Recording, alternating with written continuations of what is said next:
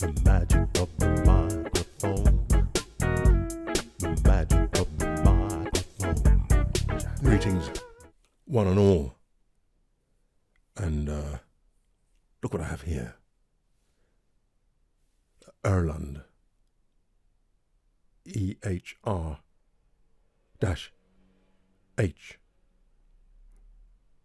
I've done an unboxing.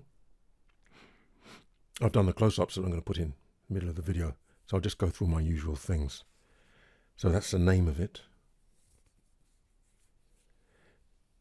How I came by it? Well, you can imagine the triangular diaphragm caught my eye.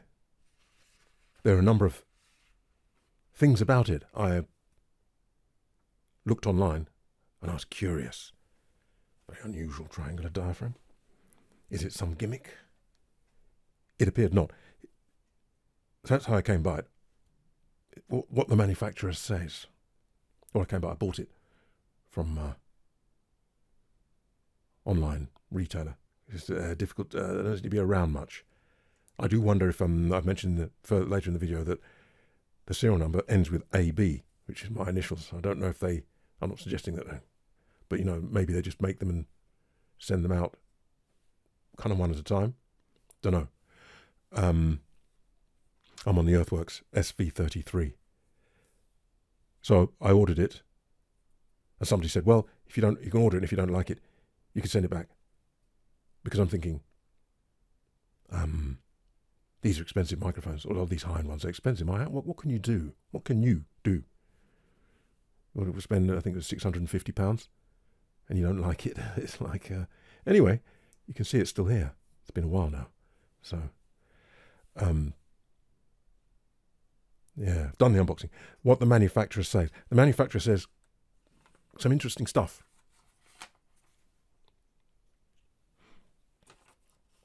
They say that a circular membrane dampens sound more slowly than a triangular. And on their website somewhere there's a video demonstration where they have a kind of gong, circular gong, and he taps it, and then he has a triangular gong, and you can hear that the triangular gong doesn't ring as long. They've got some other demonstrations. There's a demonstration with some water in a cylinder, clear cylinder, and they drop from a pipette. They drop the water in the center of the cylinder, and you can see the waves go out and hit the edge and come back and go out, and the water does its thing. And then he does it in a triangular triangular receptacle, puts it in the middle, and you can see that the waves dampen down quicker than they do in the circle. So that's what they say, and that's what they demonstrate. They say it allows phase accuracy. They say transient response, which is what Earthworks are about. Transient response, so it starts and stops very quickly and changes between one sound to the next very quickly. Anything else I saw? They say it combines the qualities of large and small diaphragms. Well, and as we'll see in just a moment, the frequency response is astonishing. They say, I'll put the graph up later when we deal with that, they say 7 hertz, I think, to 87,080 kilohertz. I don't know. Well, but anyway, we'll be there soon. Fit, finish, fill, and accessories, cable and clip. Well, yep. Cable. Good fit. Maybe not as snug as some, but not loose. Don't make any noise. Other than that, well made. I think it's sort of aircraft grade aluminium or something, so it's fairly light. Whether or not you like the look of it, I'll leave it up to you. It seems to divide people. Here it is next to an SM58. So, mostly because of that, it's bigger. Mostly because of the screen. Perhaps a little girthier at the top, maybe not. And obviously it's shaped, as you can see. And feels lighter to me. Yeah, not overly light, but it feels a little bit lighter than the USA SM58. This is a look close up then at the Ehrlund. Some of you may have seen the unboxing video, but I'll kind of do it again here. So, quite a nice box. Studio sound, road ready. Same thing. A bit more about it there. Handheld condenser. I noticed the serial number ends in AB, which is my initials. Now, kind of cute, that, isn't it? I wonder whether they, don't suppose they sell that many. And I wonder if the serial numbers are unique to the customer. I wonder if that's one of the things they do. Don't know. Here's the case. I'll just show you the bits in the unboxing. You've seen all this anyway. Just shows our other items. I believe they all have the same diaphragm. And this is a frequency chart, which I'll be putting on the screen anyway, or if I haven't done already, I'm doing this video separately. Little tag with the serial number once again, handwritten, very nice. The case, you know what I feel about cases. It's okay, protects it for sure. And I probably would take it on a gig. The new biodynamic M88 case is similar to this, but a bit bigger and a bit more slippery. So the new biodynamic M88 case, I probably wouldn't. I don't. It's just, because they leave room for the clip in there as well. So I prefer, as you know, the biodynamic bags. I think they're as good as they get, really, unless you want Italian leather, which I haven't mentioned in a while. So that's what we have. Now ignore the red. That's from a SEX V7. I think it's a V7 inner foam because I've had it at school and the students are a bit noisy on it. So it does fit quite neatly. You can get black one as well. So that's an idea for you. I might try that in a review if I haven't done it already. So that's what you get. Before we have a close-up look at this, we do get a clip with it. Now, I've mentioned this before with clips. It's very nice to have a clip with it, but do you take your clip to a gig? And if you do you forget to take it back again? I leave mine. I have these Bayer clips, and they're attached to the mic stands. I take my own mic stands with the clips on them, so no problem. But because the M88 being straight-sided can be an issue. Anyway, this is the clip we get. So, fits there. Is that the idea? Seems a little, I want to put it a bit more. Put it a bit more, and it doesn't really fit. Well, it does, if you do that, but it wobbles around because of the gap at the back there. So maybe put it more. I assumed it would be right on the bulbous part, but not really, because that still moves around. So that's no good. Well, I won't say no good. I mean, you can use it. There's quite secure, but isn't that a bit close to the stand? Maybe, I don't know, is it meant to fit there? What do you think? Secure there. There, not so. There, not so. There, not so. And there, not really. The biodynamic clip.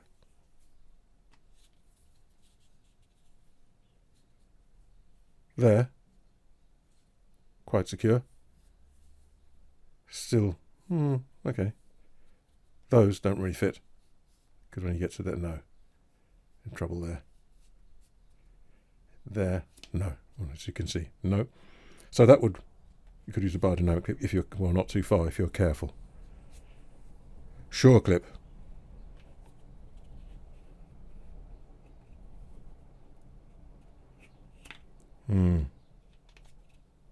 Not really. What's this? It's from a Sennheiser. Just the clip has a slightly different shape. Up to there, not bad. Do I prefer the Bayer? I think I do. It's firmer. So, of course, this one says Earthworks, but it's a K&M. And of course, that's going to work. Not, it's not elegant really, is it? But it won't, it's not going to come out. Well, there's one thing I'm going to try. Give me a second, I've got a bigger biodynamic clip, which I didn't think I'd bring. Here's a rather larger biodynamic clip, and I'm hoping that this bulbous part is going to fit snugly in those two cutouts. I'm just guessing. Let's see. No, forget that. So you might think, well, what's he going on about all that for? Well, why am I going on about all that? It's just that I've said before, well, if you're going to have an unusual shaped mic, then maybe have it fit the Shure clip, which the straight-sided, because these new Shure clips are more compliant, even the straight-sided biodynamic M88 fits quite securely in these, quite tight if we lever it out a bit, but it will do, because it's straight, of course, so having that, it bites on, but it works. This we decided not really, no, it just wants to come out. So I do wonder, yeah. And then, but the one they supply, it doesn't seem to be very good either.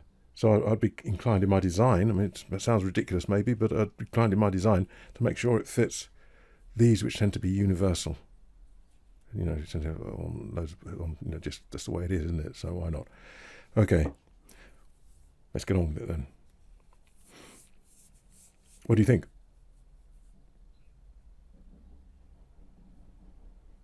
Got the door open here, so there'll be some extraneous noises.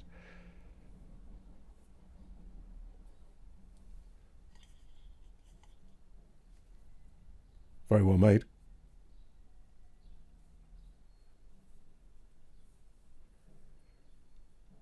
Do you like the shape?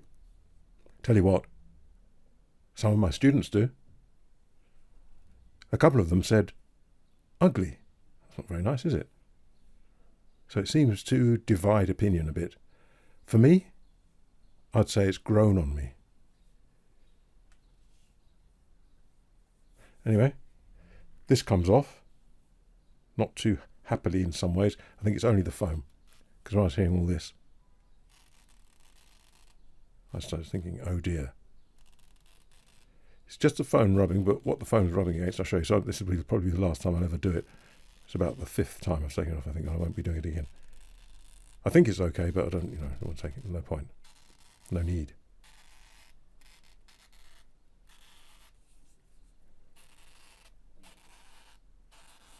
As I say, I believe that's just the foam on the inside rubbing against the edge of the diaphragm housing, but even so, I wouldn't want to keep doing it. Threads are very good. It's very well made. Now you'll be able to see what I was talking about. So it's the foam there. We'll just look at that first.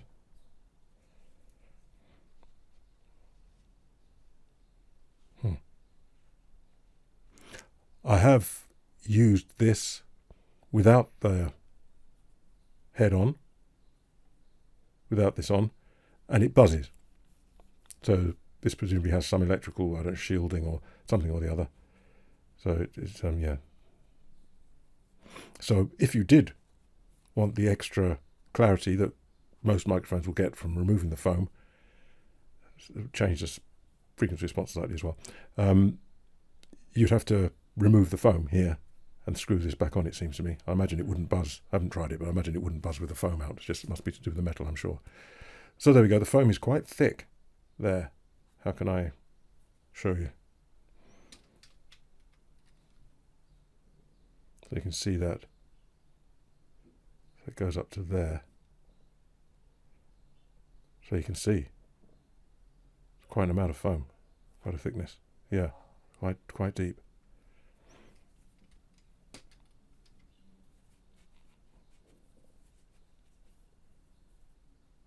That's that part. Now the more interesting part, perhaps. I think it was just rubbing against that, which is probably okay. I don't want it rubbing against that really, even though it's sealed with tape and stuff. But anyway, so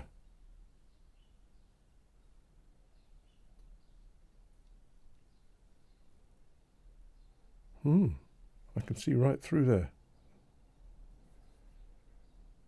Oh.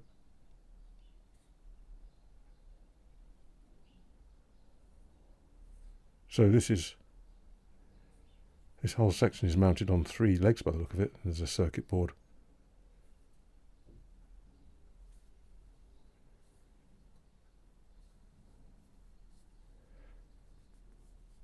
And then, of course,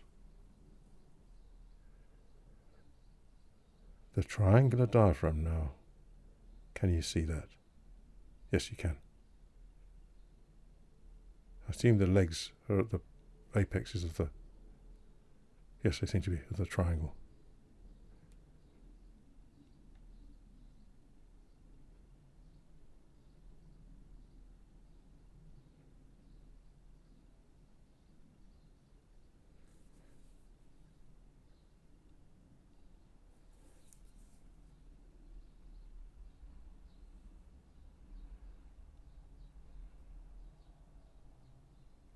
Seems to be a tiny amount of movement. But I'm not sure if that's really suspension. Excuse my neighbour coughing. Anyway, so I think that's enough of that.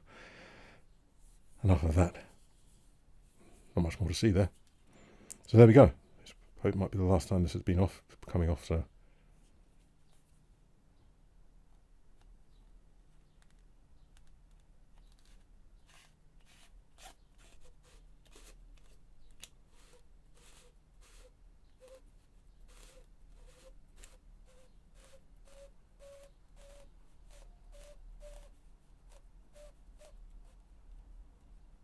yeah, I can see the foam moving. The foam's obviously binding against something in there. That's what that is. And now you can't see, but maybe you can. I can see that the foam isn't turning, but the outer one is. So it's the sound of this against the foam as well. Don't know if you can see that.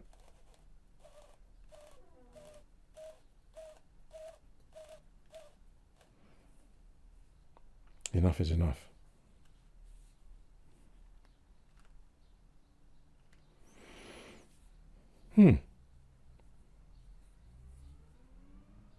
Might have been nice if it lined up with there.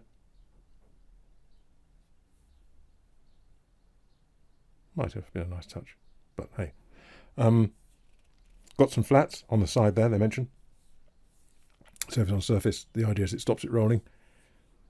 Kind of does, but not very much, to be honest. So it's better than nothing, perhaps, but not a lot better than nothing. But it's yeah. Well, there you go. Very well made, as far as I can see. No complaints. But obviously, we're more interested in how it sounds with that triangular diaphragm.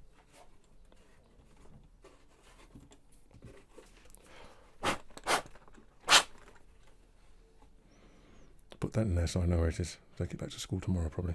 One of the girls really likes it. More than one, actually.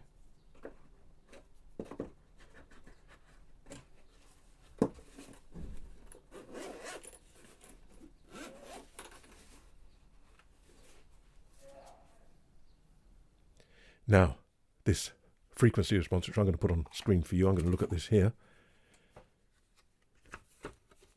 Well, well, well. So we've got the blue line, which is on axis.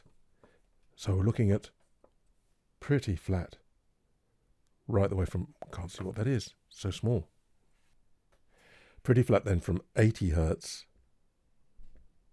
through the middle, and then with a very slight lift. So what is that? It's probably about even 3 dB. So just barely perceptible. I'd have thought slight lift seems to be up around 6K to, well, you can see for yourself. The low end doesn't show proximity. Starts to tail off round about 80, which I feel sure must be an electronic function of the electronics rather than the diaphragm, because you wouldn't want it left down to 7 Hertz. Interesting that it drops off and then it seems to have a plateau again, round about, as you can see, from 10 to 40 or so. I was wondering when I saw this for myself. There's no proximity, so of course difficult to say, but I was wondering, will that affect me? I saw it rolling off down the low end. I'm thinking, not so sure about that, but we'll see when we'll have a listen in a minute. So I guess I'll plug it in. I balanced it up, hopefully, and we'll see what I notice immediately. What do I notice immediately? What do I notice immediately? Well, I noticed as soon as I took an in-breath that. I noticed that, and I think I noticed that. And I also think I noticed that it's you can just hear into that area. Don't really notice a lack of bass. Wouldn't say so. Don't know, we'll see as we go on.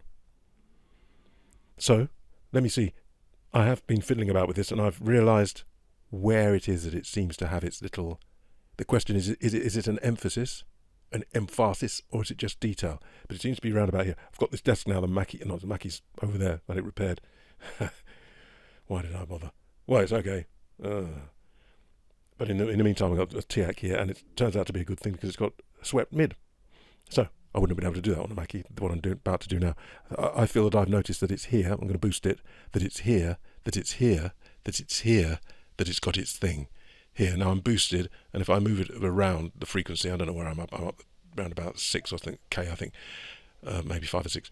If I go right up there, it's not so much that, can you hear? It's not so much that. Where is it? Is it there? It's not so much that, because I don't hear that kind of boxy thing going on there. This is boosted, remember, so it's none of those. Where is it? Where is it? Where is it? Where is it? That's too high. Where is it? Where is it? It's about there. There, it seems to me. So if I then put it back to flat, isn't it amazing how your ears get used to it, because now it sounds a bit dull. So it back to flat and take a little bit of it out, and take a little bit of it out. Then I'm going to compare it now to the SV33. Now I'm on the SV33, which amazingly sounds more shut in. It's very difficult to know what the truth is about anything, really, isn't it, when you get to this? So this is the SV33, which now my ears have got used to, so it seems pretty natural and neutral to me. This is the SV33, and I'm going to move back to the Ehrlund with that slight cut. Let me tell you where it is. Well, the mid sweep goes from 100 to 8K, so it's quite a lot. So it's a bit difficult to say where it is. I think I'm around about 5 cut here when I go back to the Ehrlund. This is the Ehrlund with a 5 cut. If I take it down even more, take it down even more, take it down even more. Now I'm on the Earthworks SV33. I'm on the Earthworks SV33. I'm on the Ehrlund. So there is, so let's match them nearer, but there is a kind of on the Ehrlund, even with that cut. I'm going to put it back to flat because you want to hear it as it is. Back on flat now. So that, I'm aware of that but I'm aware of it there too. A little bit more on the 33, I think. Ehrlund.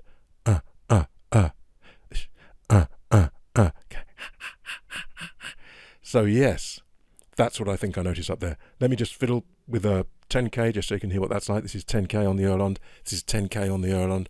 This is what 10K sounds like on the Ehrlund. Flat, taking the treble off. That's what it sounds like with the 10K taken right off. This is with the mid taken out and the treble off. So we've just got the low end of the Ehrlund, boosting the bass a bit on the Ehrlund. So that's what the bass low end sounds like. Low end sounds like. Back to flat. Everything back to flat. So it seems to me quite benign. Nothing seems to stick out, but there is that, to me, ever-present kind of, which actually I quite enjoy. Yeah, I quite enjoy it, and so do the students, some of them. It's interesting, some of them don't like it at all.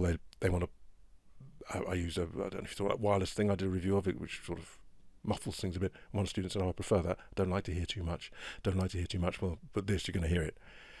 So, don't really need to do this. We're going to do we obviously know, I've got breath, hiss and detail. Well, we can tell that it's a master at delineating the breath, isn't it?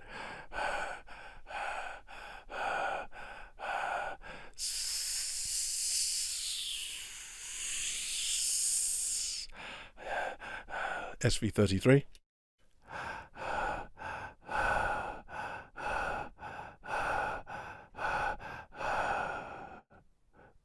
Ehrlund. It's just got all that the whole time, it seems.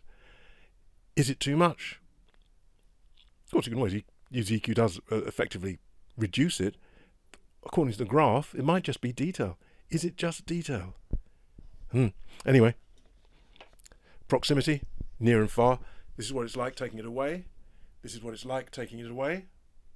This is what it's like taking it away, bring it a bit closer. Bring it a bit closer, I can hear there. There it is far away. There it is far away. I can hear already. That's the other thing I noticed at school. When the students were talking, just in the room, it was on the mic stand. I mean, like this. It's just that kind of thing. It's just picking it up the whole time. So yeah, that's quite exceptional, really, I think. It's SV33 at that kind of distance. This is the SV33, and the SV33 is as well. It's just that this is so, this is brightly lit, so it really gets your attention when it's picking that up. It's just got that kind of, there's a bit of something, isn't there? So bring it a bit closer. Bring it a bit closer. Yeah, I can tell it's getting closer. You can hear a little bit of more warmth coming in as well. Bring it a bit closer. Bring it a bit closer. Yeah, you can really sense. I can sense where the mic is. Bring it a bit closer. It's quite gradual though. Bring it a bit closer. Bring it a bit closer. Bring it a bit closer. Bring it. Now you can hear proximity kicking in there. Bring it a bit closer still. Bring it a bit closer still. Of course, you get a lot of all that as well. Bring it a bit closer still. Bring it a bit closer still. Bring it right up to my lips. Bring it right up to my lips. Bring it right up to my lips. Bring it right there. Bring it right in. My voice isn't as clear in the bass as it often is. Stage is one of those things. So when I go down there, you can hear what happens. I get a bit of a gravelly thing rather than the actual bass.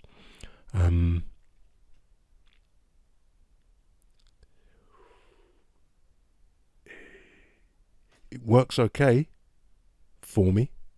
Most of you obviously probably don't use your voice in the low end as much as I tend to, mess around a bit and what have you. Would I want that that shelf as it starts to come in at the bottom? I'd be interested to see if they shoved it along by 10 hertz or even 15. I don't know. I mean, maybe I'll get in touch with them and see. I wonder if it's an electronic thing. Maybe they can do it. I don't imagine it's the diaphragm itself. I imagine it's an electronic thing.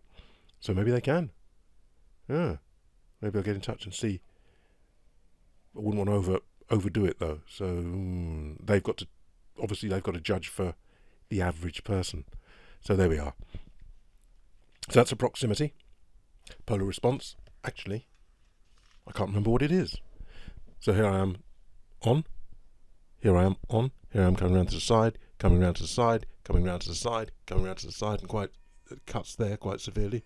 Coming around to the side. Oh, there you go. You can hear the phone's over that way in the other room. Coming around to the back, coming around to the back, coming around to the back, coming around to the back. It's not much leakage there, really. I don't know. Is it cardioid? I'll put it on the screen, or supercardioid. Coming around to the back, coming around to the back, coming around to the back, coming around to the side, coming around to the side, coming around to the side, coming around to the side, and back on the front. Difficult for me to tell there. There wasn't much leakage. There was some, but not as much as many. So maybe it's just cardioid. I don't know. All right. Handling noise. It's pretty good.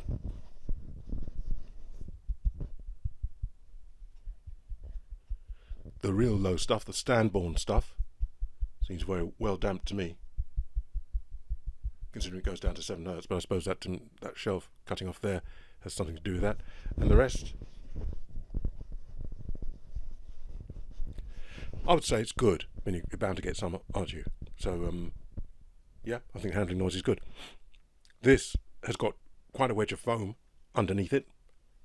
I think I showed you on the unboxing, and it doesn't like having this removed. It hums if you take this off. Oh, yes, I might as well do. Well, noise, it's pretty good as well, I think. Let me just hear.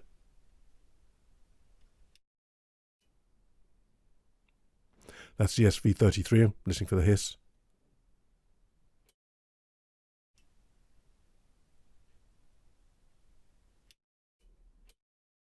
Yeah, so there's more noise than the SV33, which one might expect. The SV33 is considerably more expensive, and a studio mic as well. Something I spotted, which I'll show you, is that this from I'm on the SV33. This is the inner from an SE Electronics V7. I think it's a V7. Yes. I forgot to do the pops, so I'll do them. I haven't put this on, but so that. Sorry, it needs a bit of a clean. You get a black one, of course. I mean, it does. So if you find the pops are good, as you know, the more you put between your voice and the diaphragm, the more you're going to smear things a bit, but this will probably take a bit of smearing. So this is with its Peter Piper picked a peck of pickled peppers, but Peter Piper picked a peck of pickled peppers. Peter Piper picked a peck of pickled peppers. Peter Piper picked a peck of pickled peppers. Peter Piper picked a peck of pickled peppers. Peter Piper picked a peck of pickled peppers. Peter Piper picked a peck of pickled peppers. So it's good. Peter Piper picked, as you know, Peter Piper picked a peck of pickled peppers. I take it to one side and I'm not clumsy. If I'm right in front of him being clumsy, Peter Piper picked a peck of, then I get a bit of, who do you think you're fooling? Who do you think you're fooling? Who do you think you're fooling? Who? So it's good. This reduces it a little, and it almost looks like it's custom made for it. If you've got the black one, you scarcely see it. So that's a possibility. Anything else? I've got there. How am I invited to sing? How am I invited to sing? How am I invited to sing? How am I invited to sing? How am I invited to sing? Come on. How am I invited to? How am I? How am I invited to sing? How am I? How am I? How am I?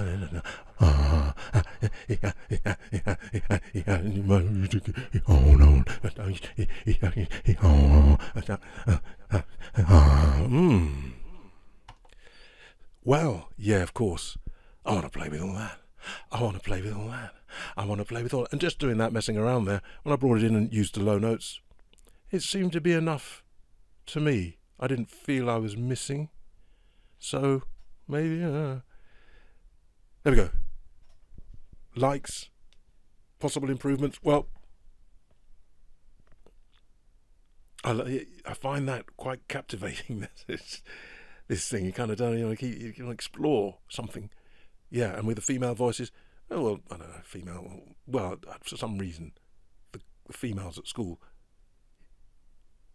but then I was trying mostly with females. I see no reason why males wouldn't like it. In fact, they did. So it's just that more of the females, I had more females when it was school that used it.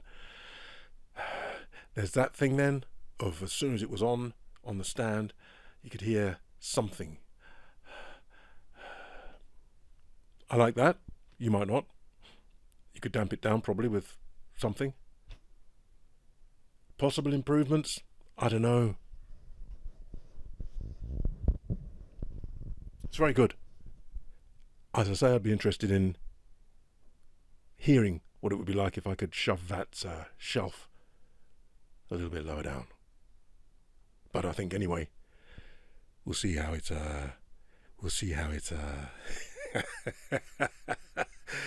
Yeah, well, I've got to put it down. Go on the SV33. Yeah, we'll see how it. We'll see how it. I mean, they're not the same, are they? We'll see how the man gets on with it in a moment.